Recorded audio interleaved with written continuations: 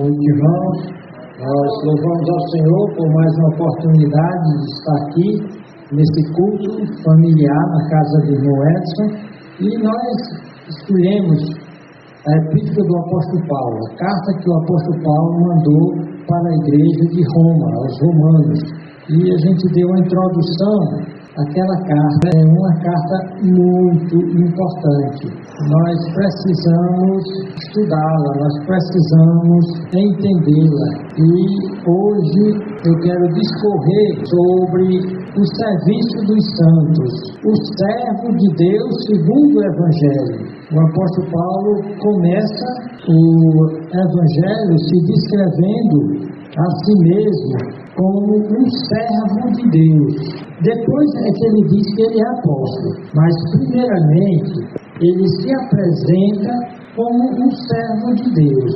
Como é que se enquadra aquilo que Jesus Cristo disse: conhecereis a verdade e a verdade vos libertará? Se depois que eu aceito Jesus Cristo, eu me torno um servo dele, um escravo dele. Olha o que é dito aqui, Romanos 1:1. Paulo, servo de Jesus Cristo, chamado para apóstolo, separado para o Evangelho de Deus, o qual havia prometido pelos seus profetas nas Santas Escrituras. Então, o que é ser um servo de Deus? O que é ser um servo de Cristo? Será que a verdadeira liberdade em ser um servo de Cristo? Porque Paulo julgou que era tão importante, a primeira coisa que ele disse para se descrever como um servo de Cristo. Antes disso, entendendo que só tem duas posições nesse mundo: ou servo de Cristo ou servo do diabo. Não tem uma coluna do meio, uma zona neutra. Ou você é servo de Deus através de Cristo, ou é servo do diabo. Então Paulo começa a sua carta saudando aqueles irmãos, e ele começa, de uma certa forma, introduzindo o assunto dessa carta, dessa epístola, que é a justificação pela fé, que eu falei que o Velho Testamento não fala muito dela, mas ela fala. Nós vimos o caso de Abraão, que a Bíblia diz que foi justificado não pelas obras, mas pela sua fé. E em Abacuque, no capítulo 2, é dito, o profeta Abacuque diz que há pessoas que a sua alma não é reta. Ele diz: eis que a sua alma está orgulhosa, não é reta nele, é desviada, é desmazelada, como diz o cearense, é desmantelada, vai de mal a pior, sai de um rolo para se meter no outro, resolve um problema criando 10. Porém, ele diz: mas o justo pela sua fé viverá. O apóstolo Paulo vai repetir isso. Nesses 3 primeiros capítulos de Romanos, ele vai mostrar, provar que todos os homens são pecadores.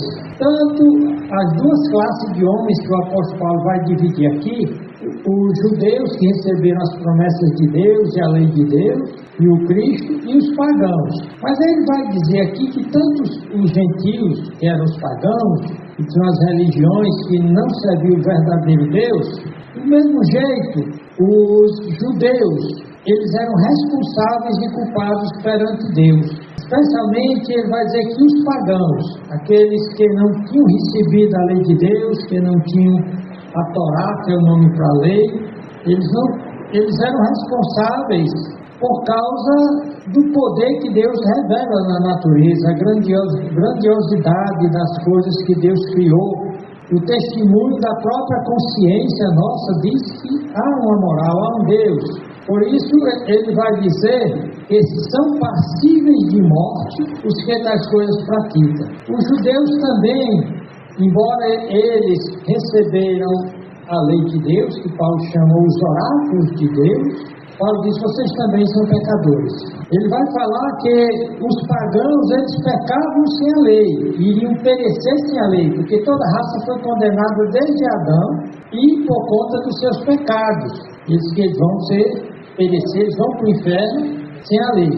E os judeus que estavam debaixo da lei seriam julgados pela lei. Romanos 2 e 13, ele diz: porque os que ouvem a lei não são justos diante de Deus, mas os que praticam a lei hão de ser justificados. Então, não é porque você conhece a lei, você sabe a lei, que você é justificado, mas se você cumpre. Porém, a Bíblia faz algumas declarações doutrinárias de verdades que desmascaram as religiões falsas, as seitas que não têm o Evangelho. A primeira declaração está em Romanos 3 e 10.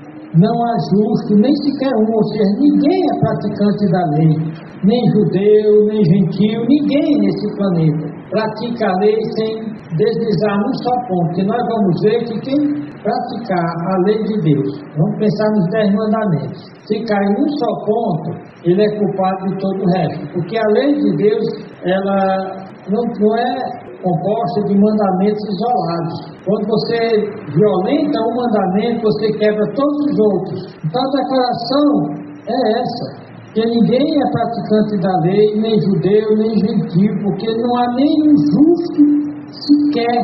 Ninguém é salvo por mérito próprio, por merecimento, por obras morais, religiosas e filantrópicas que fez. Em Romanos, no capítulo 3 e 20, ele diz: pois nenhuma carne, ou seja, nenhuma pessoa da humanidade será justificada, ou seja, terá seus pecados perdoados perante Deus pelas obras da lei, porque pela lei vem o conhecimento do pecado. Então, a lei não traz a salvação do pecado. Se alguém quiser ser justificado, quiser ser salvo, então Deus, para que o homem pudesse ser salvo, Deus teve de que providenciar graciosamente a justiça necessária para esse perdão.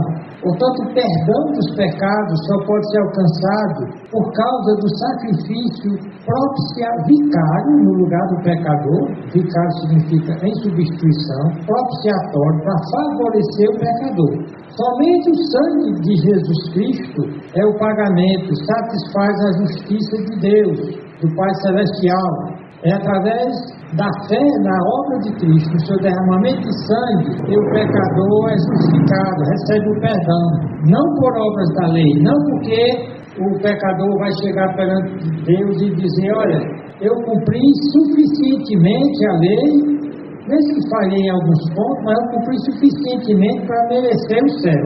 Ele vai dizer que não. Mesmo o pai da fé, que vai apresentar no capítulo 4 de Romanos, o caso de Abraão, que diz que ele recebeu a justiça de Deus, não pela obra de estar pronto a sacrificar seu filho em obediência a Deus, mas pela fé de saber que Deus poderia recuperar o seu filho. Então, no Romanos 5, ele vai comparar Adão com Cristo. Adão é visto no Novo Testamento, especialmente aqui na Epístola aos Romanos, como sendo representante de toda a raça humana. E lá diz que por uma só ofensa, por um só pecado, o Adão se tornou culpado e perdido. Assim toda a raça humana, mesmo que ela tivesse pecado só uma vez, qualquer homem se pecou só uma vez, ele estaria perdido.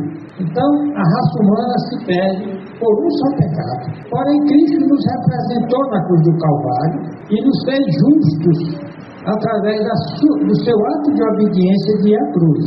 Então ele vai defender, no capítulo 6 de Romanos, de que o Evangelho não é para aqueles que acham que a graça de Deus é uma liberação, é uma permissão para viver levianamente. No capítulo 6, ele diz: permaneceremos no pecado para que a graça seja mais abundante? Então ele mesmo responde: de jeito nenhum. Ele mostra que o crente sincero, ele se converteu, ele se voltou para Cristo exatamente para escapar do pecado, para vencer as suas taras, suas manias, porque a justificação pela fé, ela não só salva a alma, mas produz também santificação. E capacita o crente a lutar por santificação, pela vitória contra o pecado. E a pessoa, o crente ainda peca, mas a prova de que ele é um crente é que ele não fica contente com nenhum pecado. Ele luta tenazmente com todas as forças para não viver no pecado. E o apóstolo Paulo vai dizer, nessa nesses primeiros capítulos doutrinários, e esse crente, a salvação dele é segura por causa da predestinação de Deus, da eleição de Deus desde a eternidade passada. Porque os que dantes conheceu, também os predestinou para serem conformes à imagem de seu Filho, a fim de que ele seja o primogênito entre muitos irmãos. Então a nossa salvação está segura, porque não foi um arranjo de última hora que Cristo fez. Ele não esperava que Cristo fosse morto, mas Cristo foi morto. Não, a Bíblia diz que, olha, porque os que dantes conheceu, e a Bíblia fala que esse pré-conhecimento dele foi na eternidade passada, os predestinou para serem conforme a imagem de seu Filho, que esse é o propósito final da salvação. E não só a predestinação, mas por conta do amor de Deus, que nada pode mudar em relação ao crente. Ele diz que nem a altura, nem a profundidade, nem alguma outra criatura nos poderá separar do amor de Deus, que está em Cristo Jesus, nosso Senhor. Então, isso aqui mostra a base em que uma pessoa se torna servo de Cristo. No Romanos capítulo 1, ele começa dizendo quem é o autor dessa carta, isso é Paulo. E quem é Paulo? Servo de Jesus Cristo. Lembra que Paulo era um homem de formação acadêmica. Ele era um grande mestre formado na academia judaica e também lá na academia, nas academias filosóficas lá de Tarso. Ele poderia ter citado todo um currículo, mas para ele o currículo mais importante era Paulo, servo de Jesus Cristo. Aí você pergunta, e o que é que significa ser um servo de Jesus Cristo? E eu pergunto, você se reconhece como um servo de Jesus Cristo? A palavra servo é a palavra doulos, que vem do verbo del, ligar, algemar, aprisionar, ou seja, significa um escravo, um homem que cedeu completamente a sua vontade ao seu Senhor. No sentido figurado, é aquele que se entrega à vontade alheia daquele cujo serviço é usado para Cristo, para estender e promover sua causa entre os homens. Esse servo é dedicado aos outros. Ele procura, acima de tudo, fazer a vontade do seu Senhor.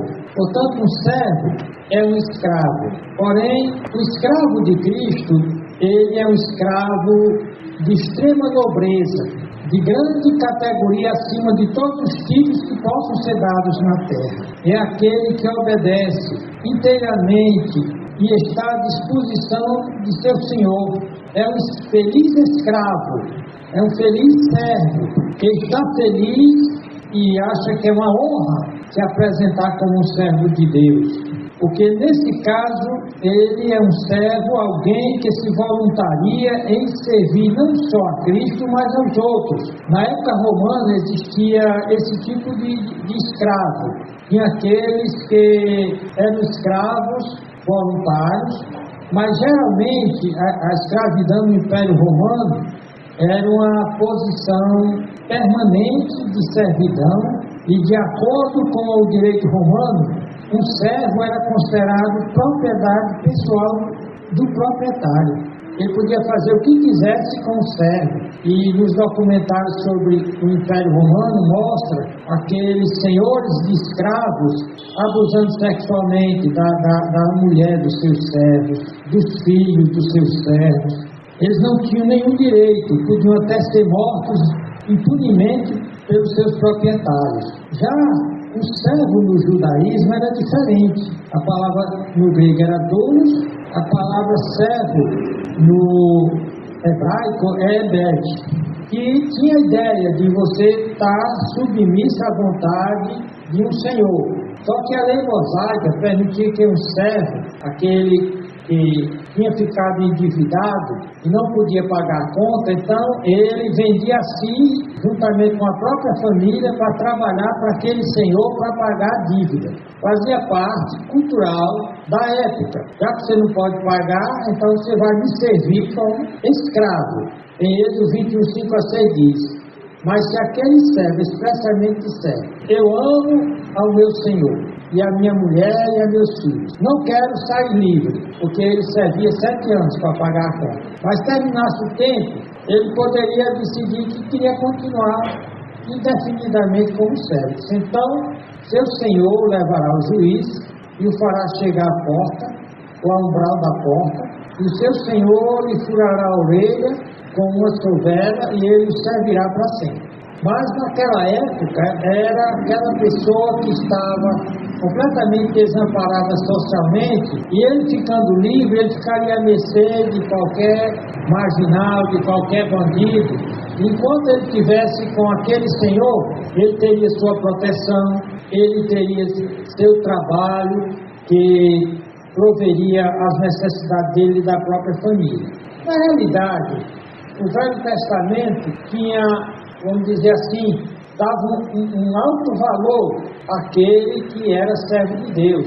Deus falou de Abraão como seu servo, lá em Gênesis 26, 24, Números 12 e 8. Josué também é chamado de servo do Senhor, lá em Josué 24 e 29. Em 2 Samuel 7,5, Davi é também chamado de servo do Senhor. Ou seja, os maiores homens da Bíblia, na realidade, se viam como servos de Deus. Isaías é chamado de servo do Senhor. O próprio Jesus Cristo é descrito na sua primeira vinda como servo sofredor de Deus. No Evangelho ele diz que ele não tinha vindo para ser servido, mas para servir. Então, para os grandes homens de Deus e pessoas de Deus do Velho Testamento, ser servo era uma posição de máxima honra, não era uma humilhação. Tanto que Paulo começa a sua epístola dizendo: assim, eu sou um servo de Deus, assim como Abraão, Josué, Davi, Isaías, o próprio Cristo. Quando nós chegamos no tempo de Jesus Cristo e aquela igreja do primeiro século, que é chamada a igreja primitiva, é dito que 1/3 da população do Império Romano era de escravos, e o outro terço tinha sido escravos em algum tempo da sua vida. E lá para os romanos eram comuns homens e mulheres nascidos livres, trabalhando lado a lado com escravos, com estivadores, médicos, professores, gerentes de empresas. Quando alguém cometia um crime, ele se tornava escravo do Estado e eram condenados a trabalhar nas minas ou nas galés, navios onde eles tinham de remar até morrer. O fato é que na época do Velho Testamento era incomum que os judeus possuíssem, no Novo Testamento, possuíssem escravos. E essa era uma cultura tão arraigada que Jesus Cristo vai usar muitas das suas parábolas falando dos servos bons e fiéis, do servo mau. Aqui nós estamos dando esse conhecimento para que você saiba que a posição mais exaltada de um crente é ser servo de Deus. Ser servo de Deus é ser como Cristo foi na sua encarnação, como os profetas do gabarito de Isaías foram, como Abraão. O próprio Jesus Cristo diz em Marcos 9,35, ele diz que quem quiser ser o maior no reino de Deus deveria se tornar servo de todos. É honroso ser servo. Um crente que está querendo ser servido é uma vergonha. Está na igreja só para ser ajudado. Na realidade, o crente, depois que ele se converte, o coração dele fica cheio de amor fraternal, cheio de amor pelo seu próximo, que o leva a servir. Portanto, em todo o Novo Testamento, a palavra servo ou escravo é aplicada figuradamente em relação a um cristão que é totalmente dedicado a Cristo, e que nós vemos homens que foram no Novo Testamento chamados de servos de Deus: Paulo, Timóteo, Tiago, Pedro, Judas. Todos eles se descrevem como servos de Cristo. Por isso, os crentes de hoje, que querem ficar no seu pedestal, na sua ponta, e ficam chateados porque ninguém está ajudando, apoiando, não está agindo corretamente. O crente deveria se considerar servo ou escravo de Cristo. Ele é o nosso Senhor. A nossa lealdade é devida somente a Ele. E por causa de Cristo nós renunciamos a todos os outros senhores. Portanto, ser servo de Cristo é algo maravilhoso. Ele diz que o fardo, Ele é o nosso Senhor, ele diz que o seu fardo é leve e suave. E Ele vai dar a promessa que Ele vai nos dar descanso, Ele vai nos ajudar com o nosso fardo. O próprio Espírito Santo nos ajuda com o nosso fardo. Então, concluindo, Paulo diz que ele, como escritor da carta, esse é Paulo, escravo de Cristo, o Ebed do Velho Testamento, o escravo.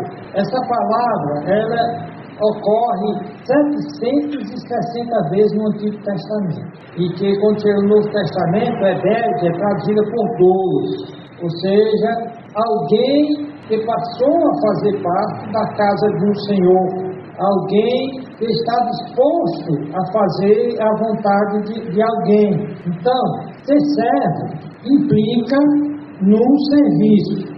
Por isso que todo crente, ele deve ter um serviço na casa de Deus. Ele deve servir a Deus de todo o seu coração. Ele deve não arrumar desculpas para dificultar as coisas quando há serviço na igreja. É dito, por exemplo, que nos tempos de hoje as igrejas estão encontrando dificuldade de gente para servir, porque na igreja tem muitos ministérios: servir como professor, servir como tesoureiro, servir como secretário, servir como zelador, servir... Rapaz, tem tantas áreas que a pessoa pode servir, mas infelizmente a maioria dos crentes, eles fogem do serviço. Quando tem a eleição no final do ano para designar quem vai fazer o quê, as pessoas fogem da diaconia, que é a administração do serviço. Essa palavra diaconia, ela aparece pelo menos 33 vezes no Novo Testamento, e tem a ver com serviço dedicado, serviço reverente. A palavra semelhante à diaconia ou serviço é latreia, que aparece 5 vezes, que a pessoa serve com uma adoração a Deus. Então, o conceito bíblico de serviço sagrado coloca a categoria daquilo que alguém faz para Deus como algo da máxima importância. E não é só quando ele faz algo na igreja. A Bíblia diz que o crente, tudo que ele faz, até o trabalho que ele faz para o seu patrão, ele de fato não está fazendo para o seu patrão nem pelo salário. Ele está fazendo para Deus. Ele faz o melhor que ele pode para que Deus veja e se agrade do seu trabalho, da sua honestidade. É muito importante, então, que o crente seja alguém que as pessoas possam considerar um servo fiel. Ele diz que um servo bom e fiel, ele um dia vai dizer: entra no gozo do teu Senhor, servo bom e fiel. For fiel no pouco, sobre o muito te colocarei. Para quem é as grandes bênçãos, as maiores bênçãos de Deus, para os servos bons e fiéis. Cristo também falou dos servos maus e infiéis, os servos negligentes, os servos que fazem mal ao seu serviço ou até não fazem, que escondem seu talento. Ele dirá: apartai-vos de mim. Será colocado nas trevas exteriores. Portanto, o Evangelho de Jesus Cristo transforma servos do diabo em servos de Deus. Pessoas egoístas que só pensam em si e fazer tudo por si, por pagamento, em servos que vivem pela graça, que concedem perdão gratuitamente, que ajudam sem pensar em retorno. Elas tudo fazem como um serviço para Deus e não para si. Essa obra maravilhosa que transforma seres egoístas, sanguessugas, vampiros, morcegos, que só trazem maldição, em servos bons e fiéis, que para onde vão, levam bênção. Para onde vão, levam a paz, levam a alegria. O seu serviço é reconhecido por todos. Então, que Deus nos abençoe nessa noite. Louvado seja o seu nome. Amém.